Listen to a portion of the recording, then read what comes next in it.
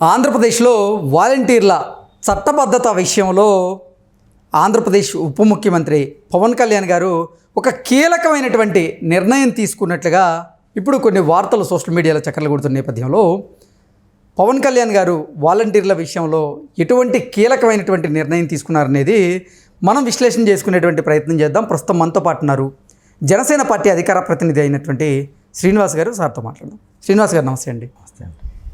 ఇప్పుడు వాలంటీర్లకు చట్టబద్ధత లేదు అంటూ గతంలో పవన్ కళ్యాణ్ గారు కొన్ని వ్యాఖ్యలు చేశారు. దానికి కారణం జగన్మోహన్ రెడ్డి అంటూ పవన్ కళ్యాణ్ గారు చెప్పినటువంటి నేపథ్యంలోనే ఇప్పుడు వాలంటీర్ల విషయంలో పవన్ కళ్యాణ్ గారు ఒక కీలకమైనటువంటి నిర్ణయం తీసుకున్నారు అంటూ కొన్ని వార్తలు వస్తూ ఉన్నాయి.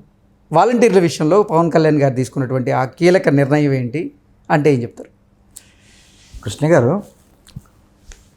జగన్మోహన్ రెడ్డి గారు ప్రతిపక్ష నాయకుడిగా ఉన్నప్పుడు పాదయాత్రలు చేసిన సందర్భంలో ఆయన ఏం మాట్లాడాడంటే, నేను అధికారంలోకి వచ్చిన వెంటనే 2.5 లక్షల ప్రభుత్వ ఉద్యోగాలు భర్తీ చేస్తాను అన్నాడు ఆయన. అధికారంలోకి వచ్చాడు ఆయన 2019లో. 2.5 లక్షల ప్రభుత్వ ఉద్యోగాల మాట పక్కన పెట్టి 2.5 లక్షల మందికి వాలంటీర్లని ఆయా ప్రాంతాల్లో, అంటే 50 ఏళ్ళకి ఒక వ్యక్తి కింద అతని ద్వారా సంక్షేమ పథకాలు అందించేలాగా, ఇంటింటికి గడప గడపకి అందించేలాగా ఒక వ్యక్తిని అతను పెట్టారు. వాలంటీర్ అంటేనే మనం అనేక సందర్భాలు మాడుకున్నామండి సబ్జెక్టు. వాలంటీర్ అంటేనే స్వచ్ఛందంగా చేసేవాళ్ళని, జీతభత్యాలు చేసేవాళ్ళని వాలంటీర్లు అనరు. వాళ్ళకి జీతభత్యాలు కాదు, ఒక గౌరవ భృతి అనే పేరు మార్చాడు. సరే, సంతోషం అనుకుందాం. అయితే ఆ వ్యవస్థని ఏ విధంగా వాడుకున్నాడంటే జగన్మోహన్ రెడ్డి ఒక గూఢచారి వ్యవస్థ కింద వారి పార్టీకి సంబంధించినటువంటి సానుభూతి పరులని స్థానికంగా 50 ఏళ్ళకి ఒక వ్యక్తిని కాపలా పెట్టినట్టు కాపలా పెట్టాడు. దానివల్ల ఎన్ని అనర్థాలు జరిగినాయో కూడా మనం చూసాం. పర్సనల్ డేటా కూడా ఏ విధంగా పక్క రాష్ట్రాలకు వెళ్ళిందో కూడా మనం చూసాం. అంటే నేను అంటే అందరూ చేశారని కాదు, కొంతమంది చేసిన తప్పుడు ఫలితాల కారణంగా ఆ విధంగా 2.5 లక్షల మంది నిరుద్యోగులు, ఎవరైతే యువత, ఏ పార్టీ కూడా కావచ్చు, వాళ్ళ భవిష్యత్తును నాశనం చేశాడు జగన్మోహన్ రెడ్డి. నెలకు 5,000 రూపాయలు ఇచ్చి వాళ్ళ భవిష్యత్తును నాశనం చేశాడు. పైగా ప్రభుత్వ సొమ్ముని ఒక్కొక్క వాలంటీర్కి జీతంతో పాటు 200 రూపాయలు ఎక్స్ట్రా వేసి వాళ్ళ సాక్షి పేపర్ కొనేలాగా కార్యక్రమాలు చేపట్టాడు. ఓకే, ప్రభుత్వ సొమ్ముని తన సొంత పేపర్కి వాడుకున్నాడు. అయితే ఇప్పుడు నిజంగా వారికి ఏమైనా అది ఒక ఉపాధిగా ఇచ్చాడా, లేదా వాలంటీర్ ఏదో విధంగా ఇచ్చినా పర్వాలేదు, వాళ్ళకి ఏమైనా ఉద్యోగ భద్రత కల్పించాడా? ఉద్యోగ భద్రత కల్పిస్తే సర్వీస్ రూల్స్ ఉంటాయి.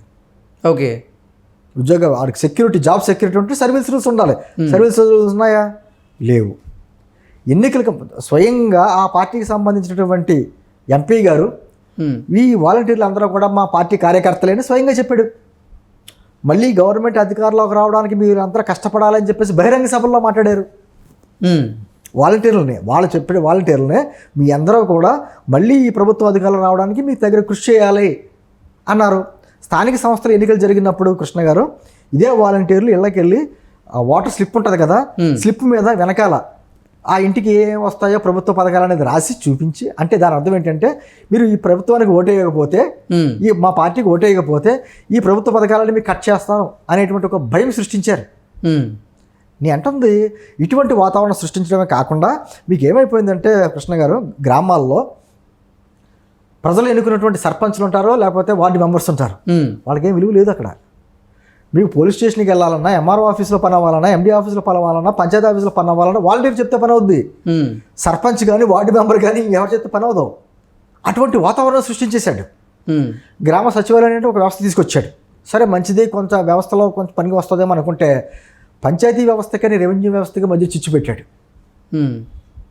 ఎందుకంటే పంచాయతీలో ఒక సెక్రటరీ ఉంటాడు, అదేవిధంగా ప్రజలు ఎన్నుకున్నటువంటి సర్పంచ్ ఉంటారు, వాళ్ళకి అధికారాలు ఉంటాయి.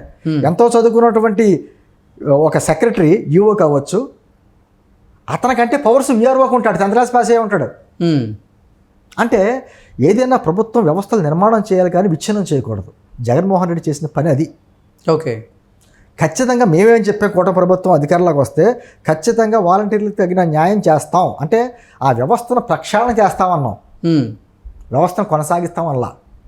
రెండింటికి చాలా డిఫరెన్స్ ఉంది. ఖచ్చితంగా వాలంటీర్ వ్యవస్థను ప్రక్షాళన చేస్తాం, వాళ్ళకి న్యాయం చేస్తామని చెప్పి అన్నాం. ఈరోజు అక్కడ ఉన్నటువంటి యువతని మీరు డిగ్రీలు చదివి లేకపోతే బీటెక్లో ఎంటెక్లో చదువుకున్న వాళ్ళు అనేక కొన్ని ప్రత్యేక సందర్భాల్లో వాళ్ళ గ్రామాల నుంచి బయటికి వెళ్ళలేని పరిస్థితుల్లో అక్కడ ఊళ్ళో ఉంటే వాళ్ళకి ఏ విధమైనటువంటి భద్రత కల్పించాలి? ఆర్థిక భద్రత. ఒక 5,000 రూపాయలతోటి ఏ విధమైనటువంటి భద్రత కలుగుతుంది?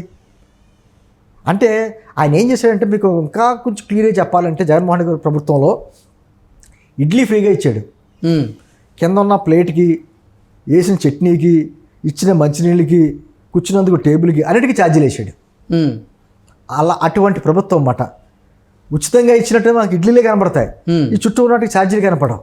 ఓకే, 5,000 తీసుకున్న వాలంటీర్ కూడా ఒక కుటుంబంతో ఉంటే అతనికి ఇచ్చినటువంటి కరెంటు బిల్లు కానీ, అతను ఒకవేళ ఏదైనా వేరే ప్రత్యేక పనిలో తిరుగుతున్న రోడ్ల మీద కానీ, అతనికి ఏమన్నా ఒక ఆర్థిక మన వ్యక్తిగతంగా శారీరకంగా ఏమైనా ఇబ్బందులు కలిగితే హాస్పిటల్ ఖర్చులు కావచ్చు. కావాలి ఏదైనా ఎన్ని వేల రూపాయలు గుంజేశారు వాళ్ళ దగ్గర.